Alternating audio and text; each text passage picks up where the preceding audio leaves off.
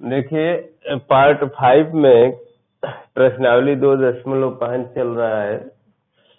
इसमें 13वां प्रश्न कल 12 तक हुआ था, क्लास 9 वाले लड़के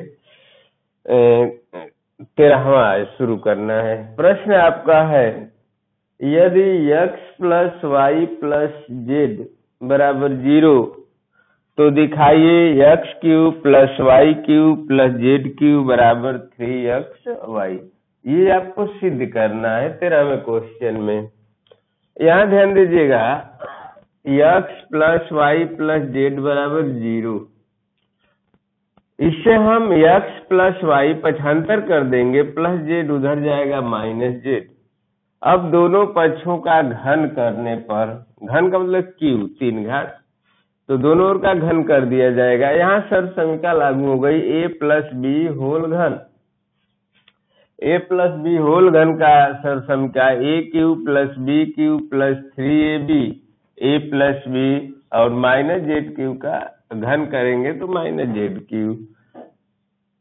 ये आपका हो गया a धन बी होल घन वाले सूत्र से, सर्व समीकरण से। अब यहाँ पर ध्यान दीजिएगा, x प्लस वाई बराबर माइनस जेड हमने रख दिया, यानी x प्लस वाई बराबर माइनस जेड ऊपर यहाँ से, यानी x प्लस वाई की जगह माइनस जेड रख दिया जाएगा।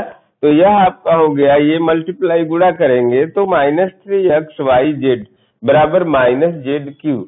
अब माइनस जेड क्यू इधर आएगा, प्लस जेड क्यू हो जाएगा, यानी x cube plus y cube plus z cube और -3xy राइट में चला जाएगा तो 3xy हो जाएगा। और यही आपको सिद्ध करना है प्रश्न। X cube plus y cube plus z cube बराबर 3xy। कहने का मतलब ये कि एक्स प्लस वाई प्लस अगर जेड है तो x cube plus y cube plus z cube बराबर 3xy होगा। यह एक सूत्र के रूप में भी इसका हम प्रयोग करेंगे। जैसे अगला क्वेश्चन जो है किताब का क्वेश्चन नंबर 14, 14वां प्रश्न दिया है, वास्तव में घनों का परिकलन किए बिना निम्नलिखित में प्रत्येक का मान ज्ञात कीजिए। जैसे -12 का क्यूब प्लस 7 का क्यूब प्लस 5 का क्यूब। ध्यान देना, a cube plus b cube plus c cube 3xy। यह सूत्र तभी यूज होगा, तभी लगेगा जब x plus y plus z बराबर 0। आइए देखा जाए, x इसको माने, y इसको माने और z इसको माने, तो -12 प्लस 7 प्लस 5, इसको जब हम हल करेंगे तो -12 और 7 5 12 यानी 0 हो जाएगा, यानी x plus y plus z बराबर 0। तो अब यहाँ हम सूत्र प्रयोग कर सकते हैं, -12 cube plus 7 cube plus 5 cube बराबर एक्स वाई जेड 3xyz, यानी 3x का मतलब -12, y का मतलब 7 और z का मतलब 5। तो इस सूत्र की सहायता से हम इसको बिना घन के रूप में लिखे ऐड कर सकते हैं 3xyz। अब इसको हल कर दिया जाएगा, गुणा कर दिया जाए तो ये हो जाएगा 12 25 60, 7 त्रिके 21, 12 में 5 का गुणा 60 हो जाएगा और 7 त्रिके 21 गुणा 6 एकम 6, 6 दूनी 12, 1 0, 1260। देखिए बहुत आसान तरीका, x plus y plus z बराबर 0 हमारा आ गया। तो x plus y plus z बराबर 0, तो 13वें क्वेश्चन में हमने सिद्ध किया x cube plus y cube plus z cube बराबर 3xyz, यानी इस सूत्र के एक x cube plus y cube plus z cube बराबर 3xyz। अब इसका गुणा कर दीजिए आप लोग, गुणा जब करेंगे तो -1260 आंसर हो जाएगा। ध्यान देना 14वें में 2 प्रश्न है, ये पहला है, दूसरा ऐसे ही ठीक इसी तरह से आप कर लीजिएगा। 14 के बाद आइए क्वेश्चन नंबर 15 पर देखा जाए। 15वां क्या है, नीचे दिए गए आयतों जिनमें उनके क्षेत्रफल दिए गए हैं, प्रत्येक की लंबाई चौड़ाई के लिए संभव व्यंजक ज्ञात कीजिए। इसमें क्षेत्रफल 15 में भी 2 क्वेश्चन, एक देख लीजिए। क्षेत्रफल दिया हुआ है, क्षेत्रफल बराबर दिया है प्रश्न में 25a square minus 35a, 25a square minus 35a plus 12। आपको पता है आयत का क्षेत्रफल होता है लंबाई गुणे चौड़ाई, अर्थात इसको गुणनफल के रूप में व्यक्त करना होगा, जिसमें एक लंबाई होगी और एक चौड़ाई होगी।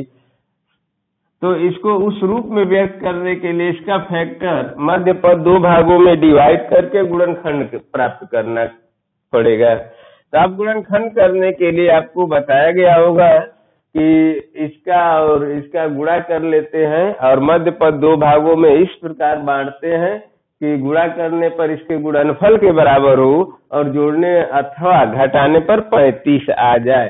तो 25 में 12 का पहले गुणा कर लिया जाएगा, 12 पच्चे 60 और 12 दूनी 24 36, 300 आएगा। अब 35 को 2 भागों में इस प्रकार बांटना है कि गुणा करने पर 300 हो।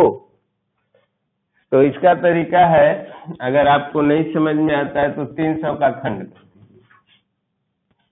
2 से काटेंगे 15, 150, फिर 2 से काटेंगे 75, फिर 3 से काटेंगे 25, फिर 5 से काटेंगे, इस तरह से। अब इसका गुणा कर लिया जाए, 25 25, 2 दूनी 4, 25 20, 5 के 15, 15 और 20, 20 और 15, 20 में 15 जोड़ेंगे 35 और 20 में 15 का गुणा 300 आ जाएगा। यानी यह हो गया आपका 25a square minus 20a minus 15a plus 12, ऐसे समूह बना लिया जाएगा।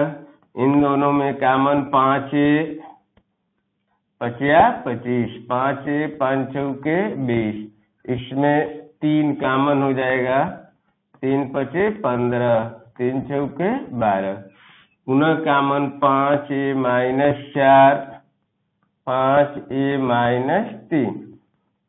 तो ये गुणनफल के रूप में व्यक्त हो गया, अर्थात इसका गुणनखंड हो गया। तो ये आप आयत का क्षेत्रफल होता है लंबाई गुणे चौड़ाई, तो ये लंबाई होगा तो ये चौड़ाई होगा, अगर यह चौड़ाई तो यह लंबाई, अतः आयत की लंबाई 5a माइनस 4 चौड़ाई हो जाएगा 5a माइनस 3। अगर इसको हम लंबाई माने तो ये चौड़ाई, क्योंकि लंबाई बड़ी होती है तो इसलिए यह जो होगा 5a माइनस 3 लंबाई हो जाएगा, क्योंकि यह बड़ा होगा। दोनों में ये नियत है a, और ये अगर -4 घटाएंगे तो ये छोटा हो जाएगा, अर्थात ये चौड़ाई हो जाएगा 5a माइनस 4। तो 15वें में आपका 2 प्रश्न है, दोनों सेम ऐसे ही करना है, फैक्टर करके गुणनफल के रूप में गुणनखंड कर लिया जाएगा, 2 पार्ट में बटेगा। एक लंबाई जो बड़ी होगी वह लंबाई होगी, जो छोटी होगी वह चौड़ाई हो जाएगी। अब हमारा प्रश्न नंबर 16 और अंतिम,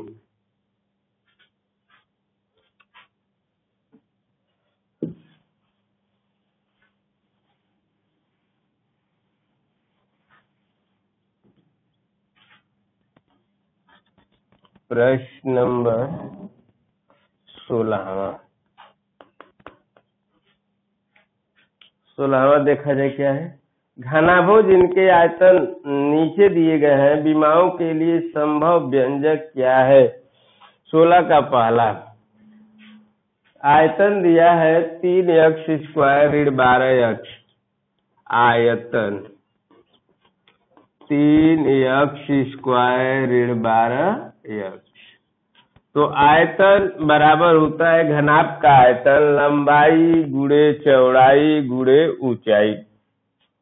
तो इसमें 3 गुणनफल के रूप में व्यक्त करेंगे, एक लंबाई और एक चौड़ाई और एक ऊंचाई। पहले आप 3x दिखाई दे रहा है, 3x कॉमन ले सकते हैं हम लोग, तो यहाँ x बच जाएगा और 3 चौके 12। तो लंबाई 3, इसको हम लिख सकते हैं 3 गुणे x माइनस 4। तो लंबाई गुणे चौड़ाई गुणे ऊंचाई। अतः घनाभ की लंबाई चाहे विमाएं 3, चौड़ाई x, ऊंचाई x माइनस 4। तो इस तरह से 16वां जो प्रश्न है इसमें आपको ऐसे ही करना है। एक और देख लिया जाए, 2 प्रश्न है, दोनों हल हो जाए। दूसरा है आयतन, इसमें भी दिया है आयतन 12ky² plus 8ky minus 20k। 12ky² plus 8ky minus 20k। अब मध्य पद ऐसे ही 2 भागों में डिवाइड किया जाए।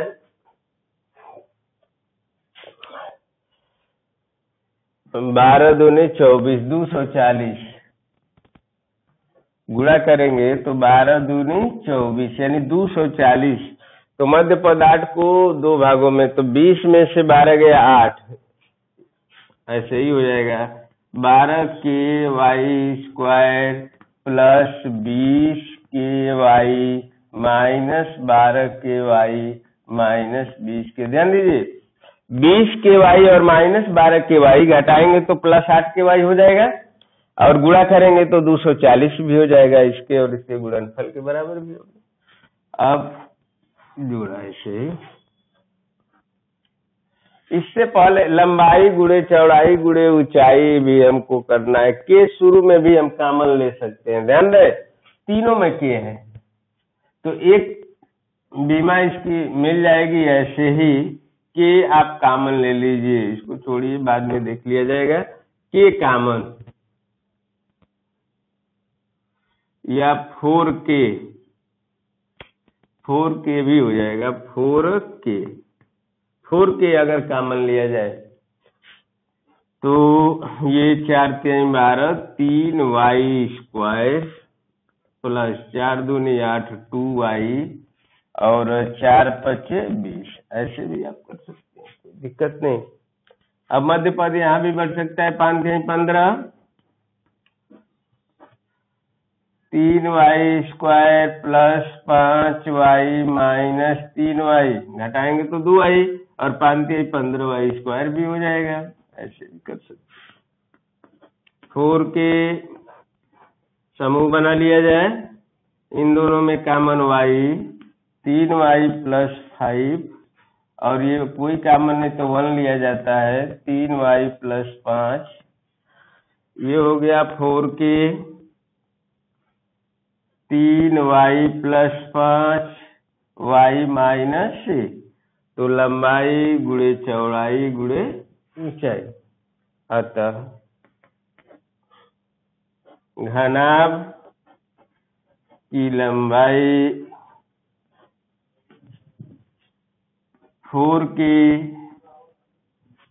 चौड़ाई 3y प्लस 5 लंबाई y माइनस 1, ये घनाभ की लंबाई, चौड़ाई और ऊंचाई। तो इस तरह से प्रश्नावली 2.5 आज कंप्लीट हो गया। इसमें जितने प्रश्न हैं सबको हमने लगभग बता चुका। जो बचा होगा, जो आपको नहीं समझ में आएगा, उसको आप कमेंट में हमसे पूछ सकते हैं।